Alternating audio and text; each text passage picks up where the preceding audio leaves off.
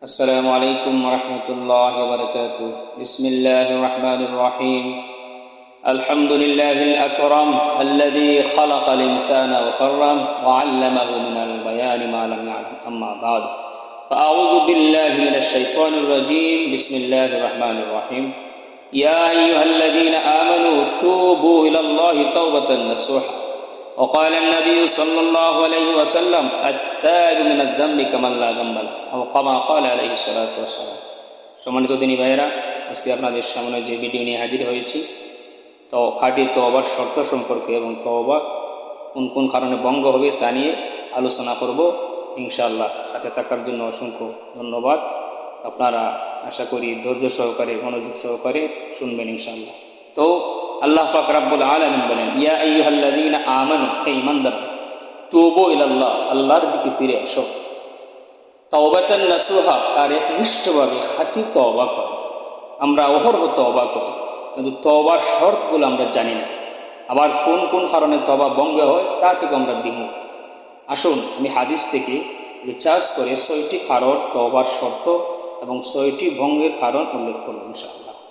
Point two point অনুযায়ী আপনাদের সামনে বলব। ১ নম্বর হলো গুনাহের প্রতি লজ্জিত হওয়া। কৃতকর্মের প্রতি, সমস্ত গুনাহের প্রতি, জীবনে যত ধরনের গুনাহ হয়েছে তার থেকে লজ্জিত হওয়ার নাম হলো খাঁটি তওবা। যদি আপনি লজ্জিত হন না তাহলে তওবা ভঙ্গ হয়ে যায়। অর্থাৎ বারবার তওবা করেন, বারংবার করেন একই গুনাহ, তাহলে তওবা ভঙ্গ হবে, তওবা ঠিক থাকবে না। ২য় নম্বর হলো গুনাহ থেকে বিরত থাকা। বর্তমান যদি আপনি যার যে গুনাহে অভ্যস্ত রয়েছে সেই গুনাহের থেকে নিজেকে বিরত রাখার নাম খাঁটি তওবা। যদি আপনি বিরত না রাখেন তাহলে আপনার তওবা ভঙ্গ হবে। ৩ নম্বর হলো নির্জনে কান্না করা। আল্লাহর কাছে চোখের পানি ফালিয়ে আল্লাহর কাছে কাকুতি মিনতি করে তওবা করা, কান্না করা, এটা ৩ নম্বর শর্ত। যদি আপনি কান্না করেন না, শুধু মুখেই তওবা করেন, আস্তাগফিরুল্লাহ আস্তাগফিরুল্লাহ বলেন, আর অন্তরে আপনার গুনার দিকে মজা থাকে, গুনাহ হওয়ার ইচ্ছা থাকে, গুনাহ হওয়ার একটা পরিকল্পনা থাকে, তাহলে আপনার তওবা কবুল হবে। ৪র্থ নম্বর হলো বান্দার হক যদি তেকিয়ে থাকে, বান্দার হক, বান্দার পাওনা আদায় করা। ভাইয়ের হক বোনের কাছে, স্ত্রীর হক স্বামীর কাছে, সমাজের হক সমাজের মানুষের কাছে, যার যে হক রয়েছে প্রত্যেকেরই প্রাপ্য অধিকার ন্যায্য অনুযায়ী তাকে আদায় করা ইনসাফের সঙ্গে, এটা হলো তওবার ৪র্থ নম্বর শর্ত। আপনি যদি বান্দার হক আদায় না করেন তাহলে আল্লাহ আপনাকে মাফ করবেন না, যতক্ষণ না বান্দা আপনাকে মাফ করবে।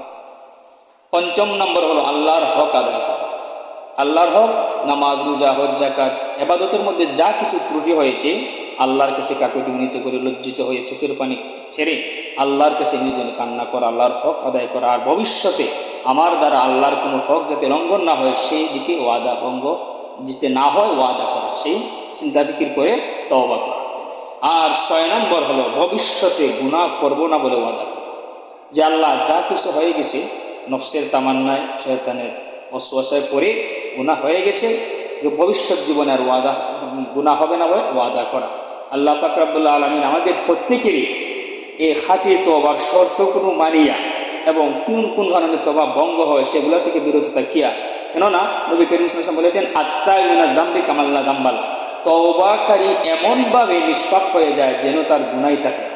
আল্লাহ পাক রব্বুল আলামিন আমাদের প্রত্যেকেরই এই খাঁটি তওবার ৬টা শর্ত অনুযায়ী এবং ৬টা ভঙ্গের কারণ মানিয়া একনিষ্ঠভাবে তাওবাতুন নাসুহা করার তৌফিক দান করুন। আমরা সবাই বলি আমিন।